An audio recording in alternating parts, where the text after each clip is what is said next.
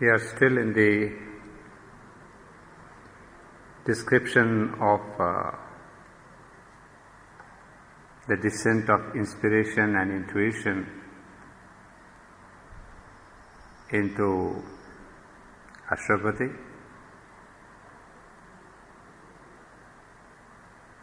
But it is not one of those intuitions or inspirations which come and go and touch the human being, bringing him some knowledge, some direction, some message from the higher worlds of consciousness. But here we see that inspiration and intuition are the very levels of this higher consciousness which descend into the mind of Auroville.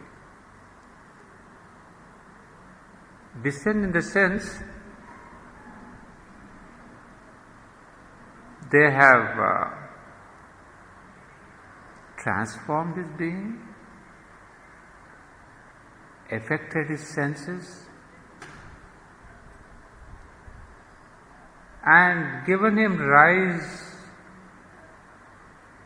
into a universal consciousness. That's why it is so very interesting that with us, the normal human beings, inspiration comes, touches and goes without transforming any part of our being. But we benefit by the knowledge, by the guidance, by the light that inspiration brings. So it's more to guide us in our life of stress and strain, impossibilities. But very interestingly, these are levels of consciousness that have descended into Auroville, and thereby and therefore they have transformed him. So it is one of those transformations that we are speaking about, that this transformation is one that has brought Sri Aurobindo or Auroville a vision of the world right from the beginning of its creation. The vision of this creation at its different levels. A vision of his own being, of the different levels of his own being, so that he can understand the multiple levels and the complexity of his own being. You see, all these differences that come into his being are crucial to take him once for all beyond the human consciousness. And that is prima facie for anyone who wants to help humanity. He has to go beyond the consciousness of the ordinary human being. So it is not just that Auroville or Sri Aurobindo are aspiring for the higher consciousness, but they have elevated themselves into the universal, that is to say, beyond the individual human consciousness. And therefore, now we will see the transfiguration that comes into his being. And ultimately he says, I am ready to implore the Divine Mother to descend upon earth. Because now he has become a representative of the human aspiration. He has become the image of this human aspiration. So we have seen the last lines that I'll take up as a repetition, but just to give you a connection, that these are the lines on page 41, the last two lines of this Canto 1, Book 1, Canto 3. In the deep subconscious glowed her jewel lamp, lifted, it showed the riches of the cave, where by the miser traffickers of sense, unused, guarded beneath night's dragon paws. In folds of velvet darkness draped they sleep, whose priceless value could have saved the world. You see, this is again an image from the Vedas, and I had explained to you the symbolism of the caves. So he takes up that symbol there. It showed the riches of the cave. It means that Saraswati, inspiration, is bringing knowledge and light, and right into the cave, that means into the inner depths of the human being, or even into the, as he puts here, into the deep subconscious. So it was necessary, I suppose, for Aurobindo's own yoga to delve deeper into his own subconscious, into humanity's inconscient. So this descent into the inconscient is described in the Vedic imagery. And I told you the story of the panis, which have hidden the golden sun, which have hidden the cows of light inside the subconscious or inside the inconscient and the caves. So Aurobindo mingles these images of the inconscient with that of the cave. So that's the beauty here. So whenever we see these words of the cave or the lost suns or the lost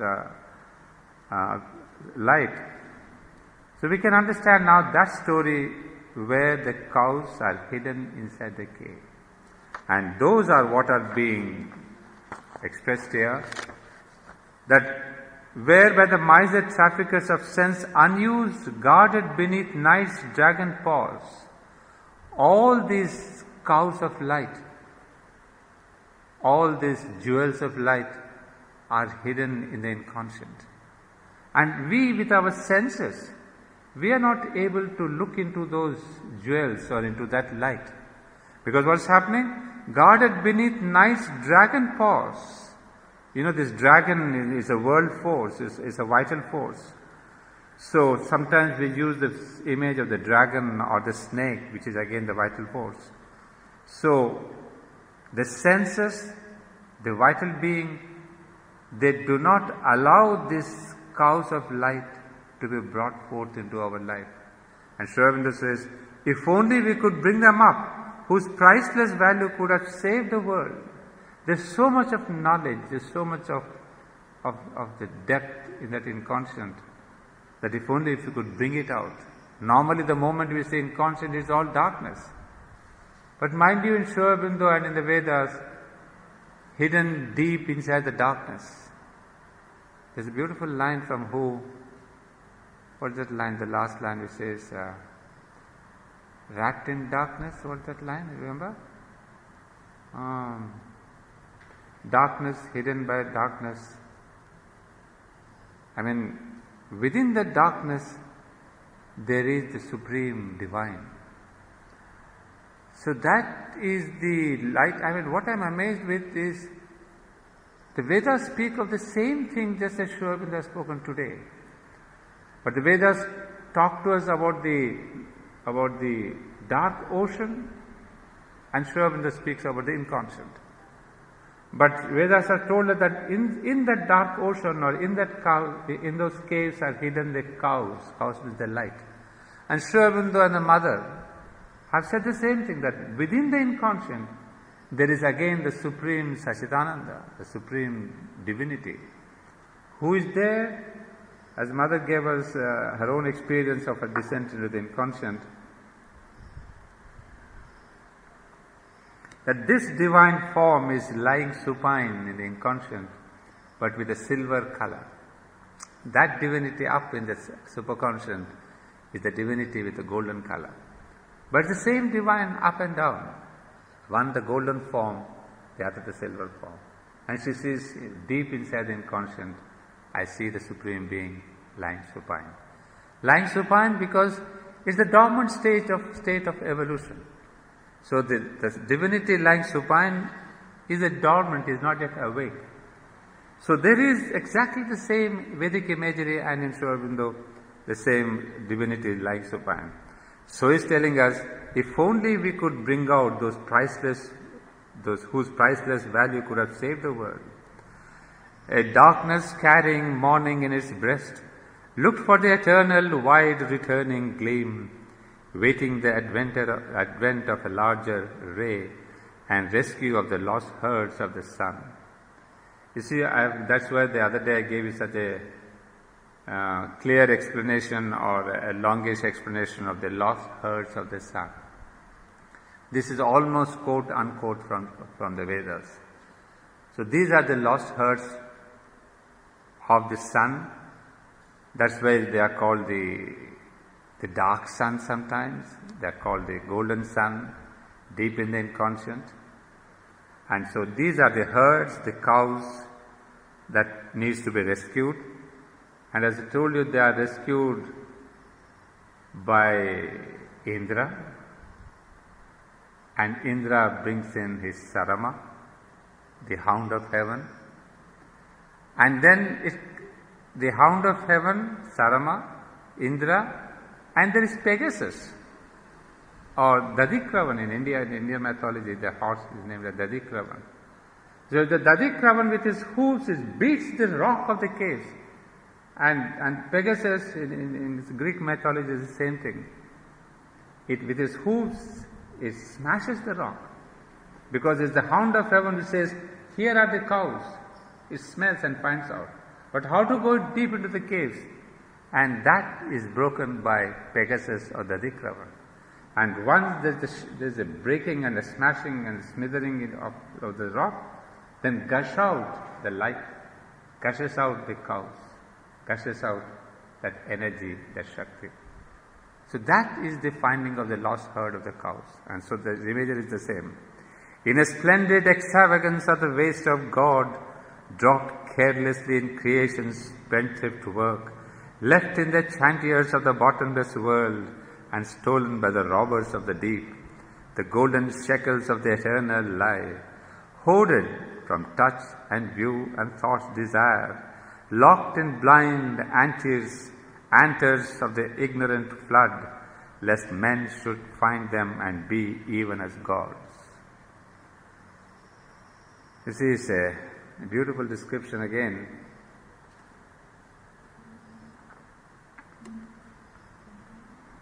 of the deep truths, the hidden light. But what a poetic way, saying, this extravagance of the waste of God. You know, there is a little explanation by the mother.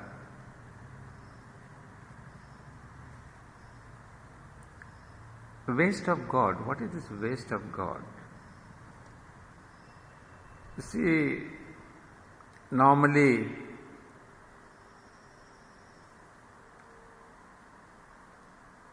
nature, we say, is wasting a lot of things. I mean, you see, it takes millions of years to create something, and then one storm comes or one typhoon comes and the whole thing is destroyed in 1 hour. What took 100 years to make it? But then again it makes. There's a recycling. Again the whole forest is denuded, it comes back. So we feel, why is there such a big waste and a repetition? But then the mother says, nothing is a waste in nature. There is a meaning. In fact, what is destroyed in nature is what does not belong to the next future. Otherwise, what belongs to the next future in consciousness will not be wasted. So the dinosaurs were taken away off the scene of the earth because they did not belong to the evolutionary niches, the evolutionary steps that are going forward, where a creature would be born with a higher consciousness, where a creature would be born with a more flexible body. So the dinosaurs and all those huge animals of those times did not suit this evolutionary process, so they had to be withdrawn. And then we may say, oh, there was such a big waste of time, waste of nature. Similarly, there is sometimes an extravagance, sometimes when you see the autumn.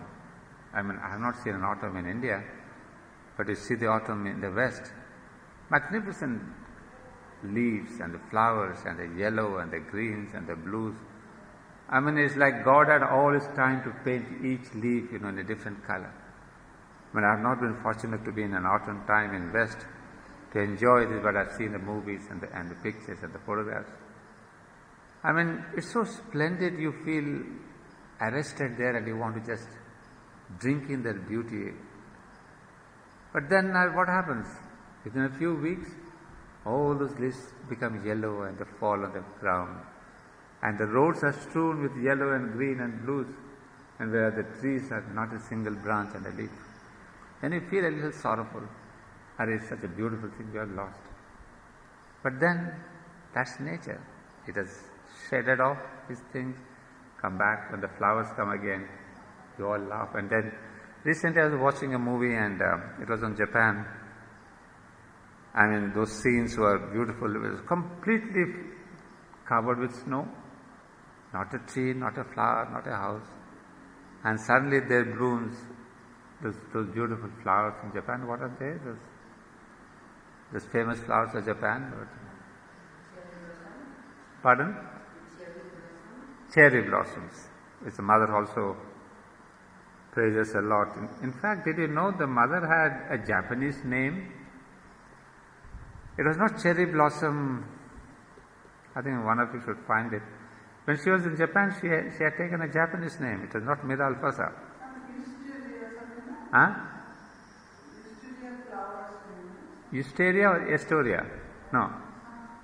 Some Japanese name, which was again a name of a flower. So it took me a long time to find out the name, the meaning of the name. Not like cherry blossom, but it was another flower. It was not a flower, cherry blossom. But I was happy to see that she has taken a Japanese. I cannot say she has taken, but her friends used to call her by another name, which is more suitable in Japan, and instead of calling Mira Alfasa a French name. So they had given her a beautiful Japanese name.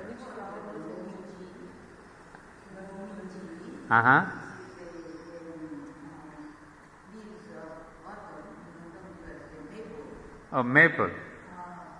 Something, maybe one of us should do some research and get that name. It's a very sweet name.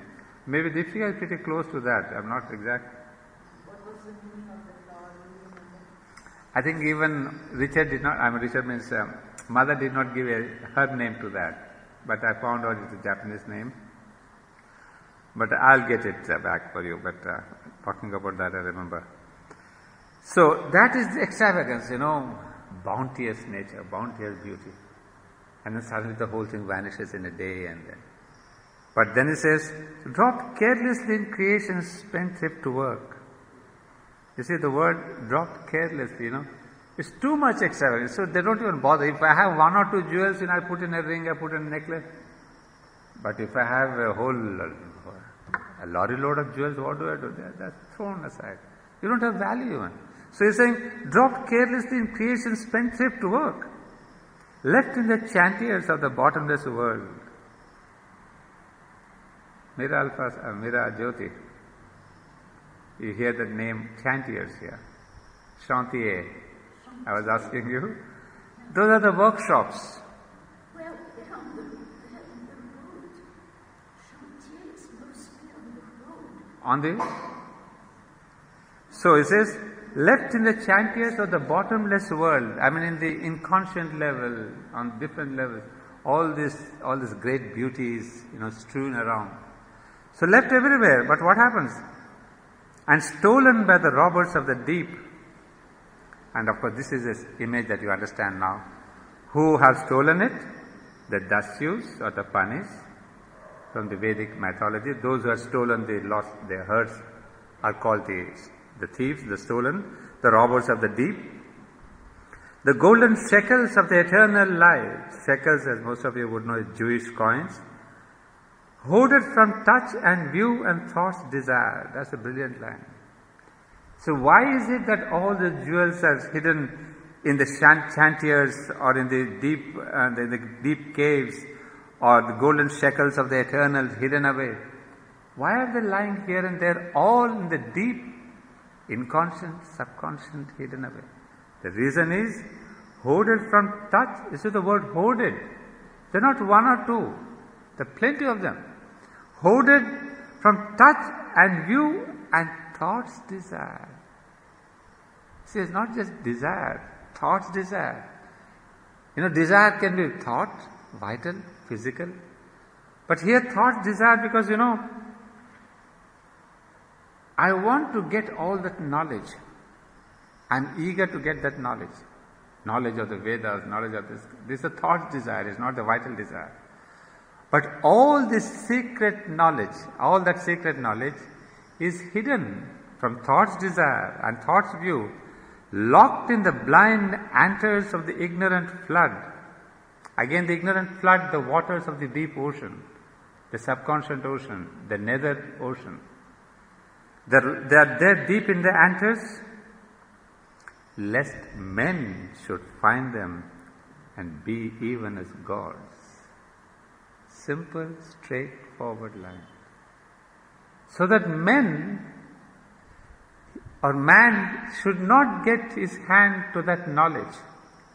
If it's there open, is easily accessible, you will go and get it. You will grab it, you will rob it, and then you will claim to be gods. But then can you become gods? Until and unless there is purification, the doors of heaven will not open for you. So if you want to reach out into that knowledge, you have to do tapasya. That's the tapasya from 1910 to 1914 that Aurobindo did. The single individual, as we say in Sanskrit, ghor tapasya. Because that is the process of purification when you are eligible for that knowledge. You see, all our yoga was hidden, all the secrets of Gita. Today you have internet, and Shruti can open her mobile and give you the entire Gita. Some of them have got the entire Savitri. Sometimes I wonder, is it right?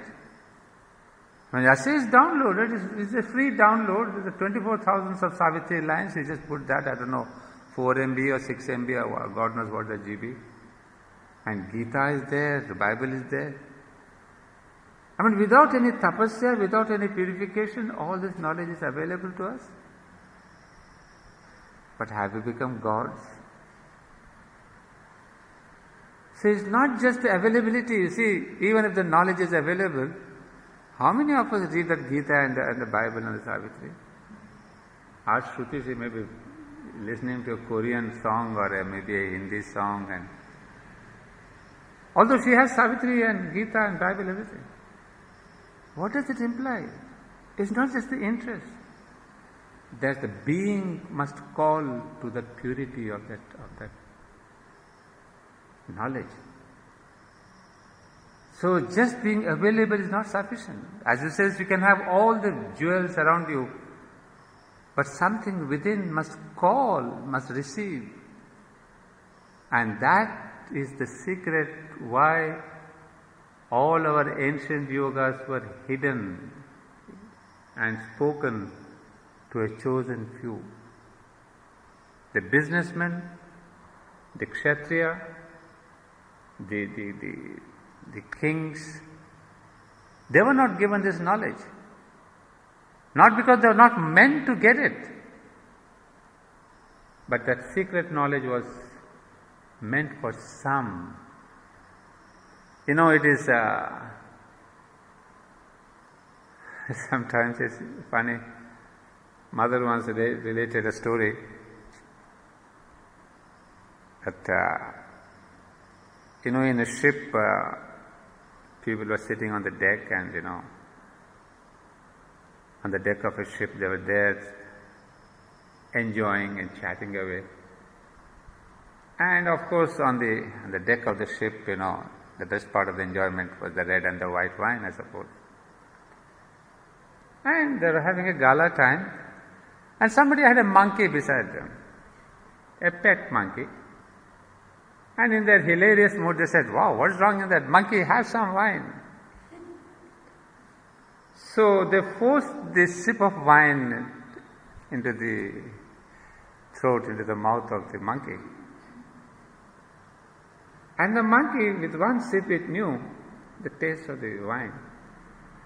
And next time it was offered, it threw the cup on the face of the owner. So you see, she is saying, look, even the monkey has a better knowledge that this is not supposed to be, not morally, but it's not something that's palatable to the body. It's the thought's desire, I can say, not the body's desire.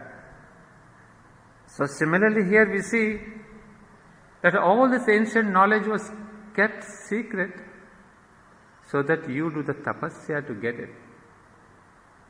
But today, there is no tapasya required. It has come into the collective property. So mobiles and your TVs and your iPads, everything has that. But can we be even as gods? But the secret chabi, the key is still there. What's that line from Savitri? That our life is a paradox with God for key, am I right? With God for key, if that key is not there, all that can be there on your mobiles, all the scriptures, all of Savitri. First time when I saw in Delhi somebody saying, Anbha, I have got Savitri on the mobile. I said, my God, I was flabbergasted. I said, and then not only that, he went next step, he said, no, it can read it out. I don't have to read it. Press the button, close your eyes, and the mobile reads it. I said, what's happening? We don't want to take any effort. Open a book, read it aloud, not even that. He says, the computer reads it for me. You see, it's all there, but the real call, the real thing is not there. The tapasya. So Aurobindo says, all that is hidden because, as Mother and Aurobindo made it very clear, God hides Himself because He wants you to search Him out. That search, if it's not there, see, we have all these pictures of the great divinity. But why is it that a stranger walks in and says, who is that lady, who is the gentleman with the big beard? Because it's just an image, it's a photograph. But why is it that you and me, when we walk in, it's a different pull, it's a different call, it's a different vibration, it's different, almost you revere, you look at them because of the call, the touch. So that's what is important. He says, a vision lightened on the viewless heights, a wisdom illumined from the voiceless depths, a deeper interpretation great in truth, a grand reversal of the night and day, all the world's values changed, heightening life's aim. A wiser word, a larger thought came in than what the slow labor of human mind can bring. A sacred sense awoke that could perceive a presence and a greatness everywhere. This is now the transformation, the change of nature, the change of vision, the change of consciousness that's coming over Ashwapati. Even reading that is such a great delight, saying, oh Lord, is this the fruit of sadhana? Is this what is awaiting us beyond that door? If only I can walk to that door. I open it, and what is it awaiting you?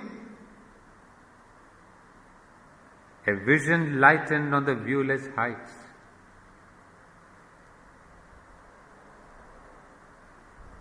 You see, I can understand why great knowledge is not available without tapasya. Because until and unless the impurities are not purified, there's a question, there's a possibility of misuse. It is only when you have purified your consciousness that you know the right value. So, and then this tapasya has been done by Ashwapati. I'm sure you have noted that I hesitate to call him Ashwapati here, because there's so much of Aurobindo here, and just for the sake of, for the class I call him Ashwapati, but he's pure 100%, 200% Aurobindo himself. That's why there's no name of Ashwapati until 340 page, 340 or something. Because at least Aurobindo was honest to himself. He didn't write about Ashwapati because he was writing about himself. Why should he talk about Ashwapati? It's so purely his own biography. So after his tremendous tapasya, what does he see? A beautiful, a wisdom illumined from the voiceless depths. A deeper interpretation, great in truth. You see, we can see almost, the wisdom, the light, the great in truth, and a grand reversal of the night and day. What is darkness to us has been all illumined. There is no inconscient. It's just a world of universality, of light, of wisdom, of beauty. And somebody gets into that level and he says, a wiser, and then he says, all the world's values changed, heightening life's aim. You see,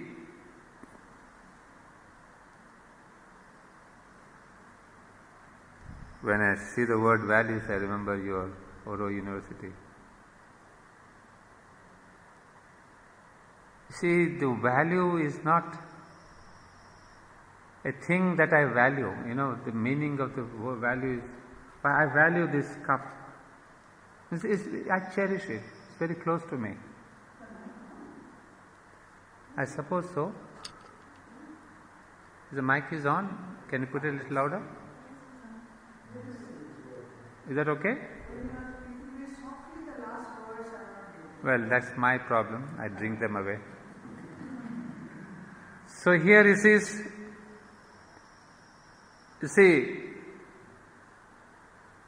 so he says, a wiser world, a larger thought came in. I was speaking about the values. All the world's values changed, heightening life's aim. You see, what I value now means what I cherish now, what I possess now, as something beautiful, something that's precious. But it changed. What is precious to me now in the present moment of my consciousness will not be precious anymore when I change the level of my consciousness. So Madam Shruti, don't care of 12 core values as if they are eternal. They are nothing there. At a particular level of consciousness, a particular thing is of value. But a yogi who has gone beyond this material position, do you think all these things have value to him? Nothing of the material, jewelry, gold, nothing is of value to him. So values change according to the level of your consciousness. You may call purity, truth, I don't know what your 12 core values. They're all values from the spiritual heights. They're not values of the material level. You have to reach a spiritual height of consciousness to speak of purity and truth and faithfulness. I don't know, God knows what they are. We cannot pull them to the mundane level and say, hey, be truthful, be honest. So with Ashwapati, Aurobindo, that is what happened. All this have changed. The normal human values have changed now. And he says, a wiser world, a larger thought came in than what the slow labor of human mind can bring. A secret sense awoke that could perceive a presence and a greatness everywhere. I think I would give 100 lives to realize this single line. It's so beautiful. A secret sense awoke that could perceive a presence, P capital, and a greatness everywhere.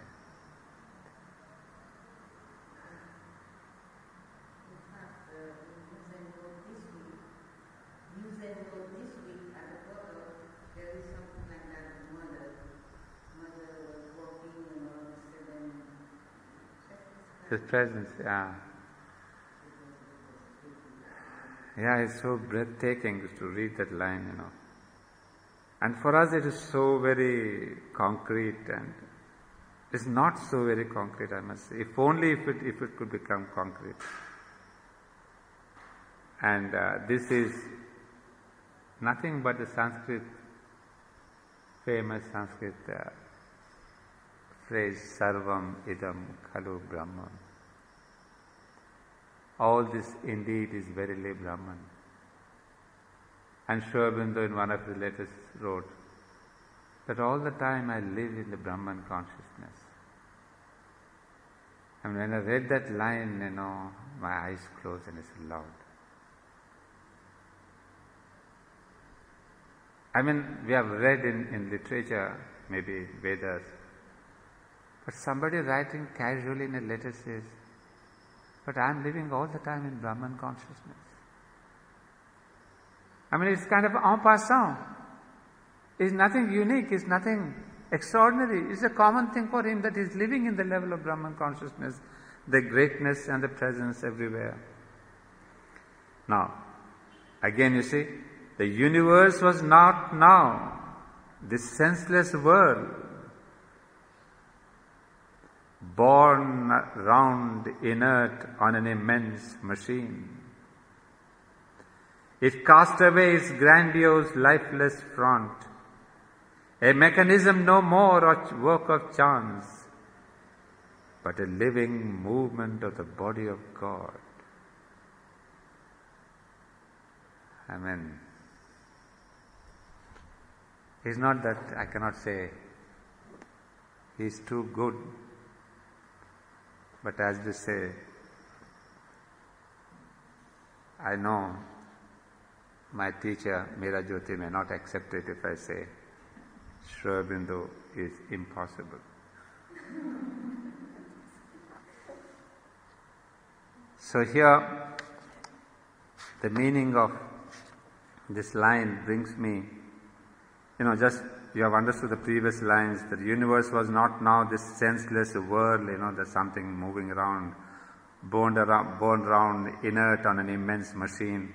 It's not that mechanical thing. It's not a castaway's grandiose, lifeless front, a mechanism no more or work of chance. But what is this earth? What is this world? But a living movement of the body of God. And this is again gives you or takes you back into that great Isha Upanishad. Dipshiya, correct me if I am wrong.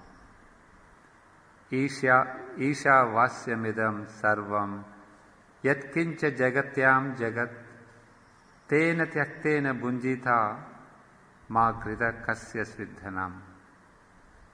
And the translation, all this is for habitation by the Lord. Whatsoever is the individual universe of movement in the universal motion, by that renounced, thou shouldst enjoy.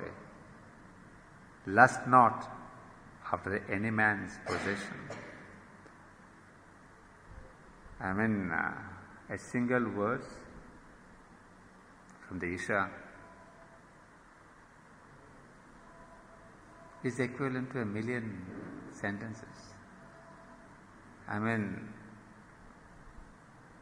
that's why Isha Upanishad is the sum and substance of all the Vedas, of all the Upanishads. These 18 verses can't be surpassed. However, if ever we come to some study of the Upanishads, I'll take up Isha. And the word is, all this is for the habitation by the Lord. That means all this universe, all this world is not just a mechanism, is not just an inert motion on an immense machine, is not just a senseless world. All this world, universe, is the very body of God, is the very is the habitation. You see, Isha Vasyamidam.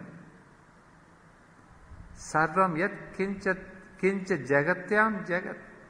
So it says all this movement of the body, movement of the universal motion is a habitation. Habitation means one who is living. This world is the habitation of the Lord. Habitation is not somebody is coming to occupy the world or living in this world. It's in the sense of what Sri Aurobindo says, it's a living movement of the body of God. So you see, what is the vision that Sri Aurobindo has now? He doesn't see a material world, a physical world. He sees it as the very body. And that is the THE capital truth of the Vedanta. That the Brahman has become the child from the womb of the mother is not a creation of the mother. He is the very body of the mother comes out in a different form. So that is why the greatness of that is why the deep connection with the child, because the child is the very body of the mother. And imagine if a mother is so connected that she sacrifices all her life for the child. And then if that is so, and if this world is the body of God, how much the divine must be looking after its own child? If a simple human mother can really spend 30 years of her life looking after the growth, the cries, the suffering, the beauty, the happiness of a child, and just relate that this body of this earth is an extension of the body of the divine, obviously he too must be really caring for it as much as a human mother cares for the child. That is the relation here. And then it says, second verse, just off the track. Doing verily works in this world, one should wish to live 100 years. Thus it is in thee, and not otherwise than this. Action cleaves not to a man. The whole of the Gita is there in that. One single word. Doing verily works in the world. No renunciation. Be part of the world. Shouldst thou wish to live 100 years? A full-fledged life. 100 is a fullness of life, is not 100. That means a fullness. Fullness of life is what? Brahmacharya, Grihastha, Vanaprastha and Sannyasa. And in Indian system, each system is given 25 years. So 25 into 4 is 100 years. So you fulfill 100 years means you have fulfilled all the 4 stages of life. All the 4 stages of it says, for 100 years continue to do the work for the divine. Doing verily the works in the world. And then, thus it is in thee, and not otherwise than this. Action cleaves not to a man. If you can live doing the work for the divine, for the fullness of your life, then there is no karmic law that can really act upon you. But then he also says in the previous one that thou renounce, but that renounce thou shouldst enjoy, lust not after any man's possession. The Gita, the Bible are combined in 2 verses. Extraordinary. Isha Upanishad, hats off. That's why I'm saying impossible. You may not agree. When you correct my thing, you say, Ananda, this impossible is not a good word. Take it out, replace it. But that's it. And Sri Aurobindo says here, and we have a beautiful poem from Sri Aurobindo, which says, I'm taking you to this question of the presence and the greatness everywhere and the living body of God. There's a poem called Omnipresence on page 152 of this volume 5, SABCL. He is in me, round me, facing everywhere. What is that line? a presence and a greatness everywhere. And the same man who's writing this poem, he says, He is in me, around me, facing everywhere, self-walled in ego to exclude his right. I stand upon its boundaries and stare into the frontiers of the infinite. And I can cross worlds on the single line. I stand upon its boundaries and stare into the frontiers of the infinite. Each finite thing I see is a facade. Whose facade? The Lord's. So each object is the facade of the divine. It's a face of the divine. And it says, each finite thing I see is a facade. From its windows looks at me the illimitable. And I can't explain, you just understand, you just feel it. It is beyond explanation. In vain was my prison of separate body made. His occult presence burns in every cell.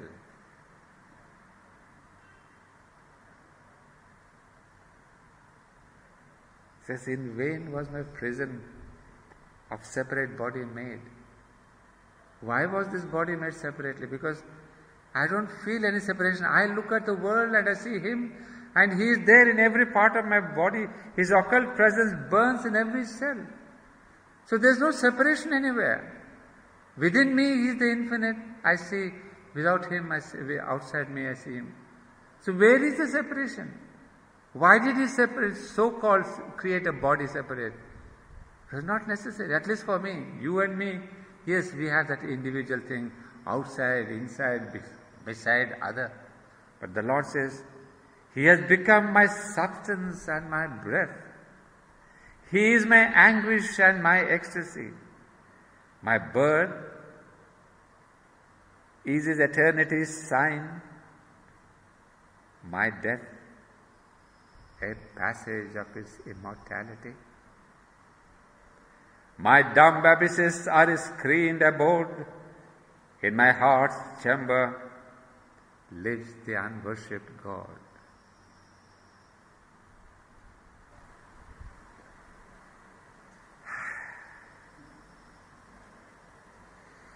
In my heart's chamber lives the unworshipped God. Omnipresence, page 152. So you see, I don't know if I can call him even a man, a being like Sri Aurobindo. One for whom he says, in vain was my prison of separate body made. He has nothing of the individual, no separation. He says, He is in me, round me, facing everywhere. His occult presence burns in every cell. He has become my substance and my breath. He is my anguish and my ecstasy. My birth is His eternity's sign. My death, a passage of His immortality. And the same person writes, a spirit hidden forces and in forms was a spectator of the mobile scene, the beauty and the ceaseless miracle let in a glow of the unmanifest. The formless everlasting moved into it, seeking its own perfect form in souls and things.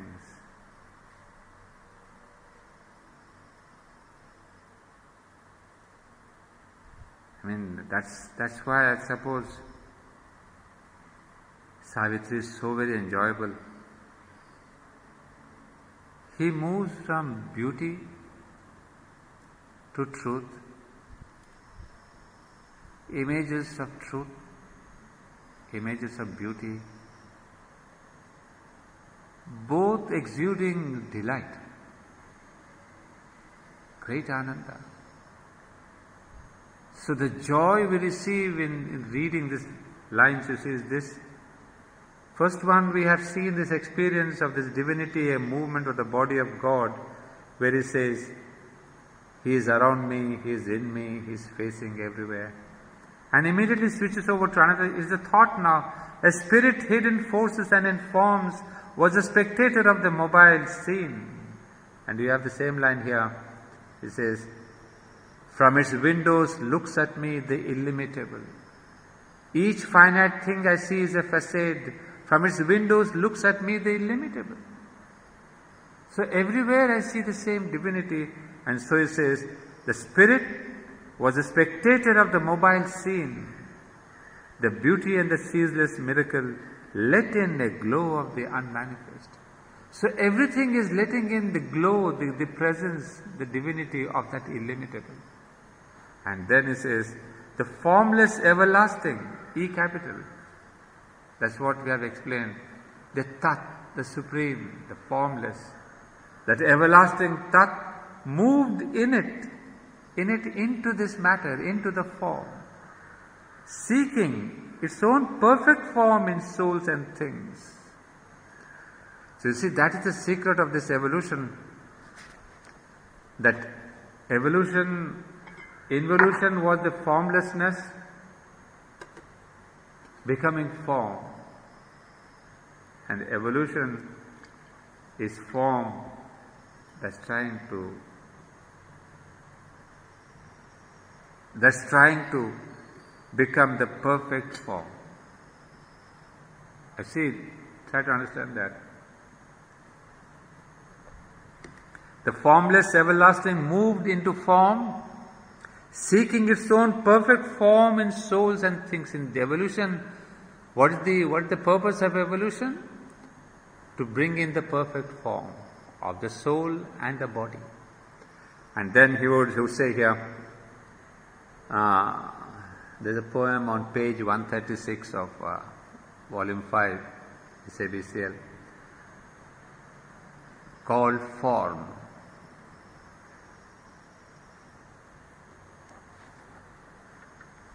O worshipper of the formless infinite, reject not form. What lives in form is He. The same line, there's so much of semblance here. The formless everlasting moved into the form. So he says, reject not form. What lives in form is He. Each finite is that deep infinity enshrining His veiled soul of pure delight. Form in its heart of silence recondite hides the significance of His mystery. Form is the wonder house of eternity, a cavern of the deathless ermite. There is a beauty in the depths of God. There is a miracle of the marvelous that builds the universe for its abode. The One, in His glory multitudinous, bursting into shape and color like a rose, compels the great world petals to unclose. I don't know, I think we just read it and don't try to understand that. I mean, it's extraordinary. But I gave you the essence, the formless becoming the form. And so he says, no, it is more for those ascetics who try to reject form. He's saying, don't reject form. This world, this earth. Because after all, what is form? It is He. It's the very living body of God. So he said, don't reject it. Enshrining His veiled soul of pure delight. And the last stanza is so beautiful. There is a beauty in the depths of God. There is a miracle of the marvelous that builds the universe for its abode. Abode, again you see the Ishavasyam, the habitation of the Lord. I can see, one who realizes the Isha, maybe it was 5,000 years back or in present times. They have realized the essential truth. So it's the same truth. They have said Ishavasyam, or here is saying, the Lord is saying, to build the universe for its abode. Exactly the same phrase. The universe as a habitation of the Lord, and the universe as its abode. So I can see the essential oneness of the experience of the Vedic rishis and of Sri Aurobindo. That's why he can sprinkle in Savitri all these Vedic experiences, because it's part of his own experience. So he says, life kept no more a dull and meaningless shape. For him, for Ashwapati, who is transformed now, life is no more dull. In the struggle and upheaval of the world, he saw the labor of a Godhead's birth. A secret knowledge masked as ignorance, fate covered with unseen necessity, the game of chance of an omnipotent will. So he is seeing everywhere. Who? Ashwapati, Sri Aurobindo. Once you have this understanding, once you have this vision of the Lord, once you see the greatness and the presence everywhere, what happens? Life is no more dull and meaningless. In the struggle and upheaval of the world, in this upheaval that we are undergoing through in the struggle, what does he see? He sees the labor of a Godhead's birth. We may be panting, disappointed, depressed, frustrated, but the yogi sees beyond. He says, no. I see the birth of a Godhead. And beyond this ignorance, beyond this face of fate, he says, I see an omnipotent will working itself out. I mean, it's not just theory. You know, we who are on the earth level of earth consciousness, our vision is so limited and narrow, and it gets halted at such a point. But we see only the darkness, the struggle. But as I gave you many a time the same example, you see, sitting in this room, I see only these four walls. But if I go beyond this, I see a greater area. If you go to the Matrimada level, you see whole of Auroville. At that time, these little houses will not be visible, the greenery. And as somebody said, if you fly in a plane and see Matrimandir too, what do you see? The sun on earth. You don't see these little sufferings and the crawlings and the politicians and the creeping and the corruption. You see the magnificent glow, the magnificent sun shining upon earth. So it's a way of, it's a level of the level of your consciousness from where you are looking at things. And so here Sri Aurobindo is saying, you see labor and the suffering and the upheaval, but I see the birth of a Godhead. I see the birth of the new race. I see the coming of the Superman. You may say, what do you say, Sri Aurobindo? I see nothing but darkness and suffering. He said, come with me. That's why I built the Matrimandir. If you don't come, I put even the ramp there. For those of you who can't climb, I put the electric chair there. If only you had the vision, if only you had the desire, if only you had the aspiration. I mean, it's so tragic that he has made everything. The ramp, the elevators, the electric chair. But we have no time. We have no time. We are so much wallowing in our own ignorance, in our own littleness, in our own smallness. And the Lord says one thing, perhaps He says, I shall wait for you to come.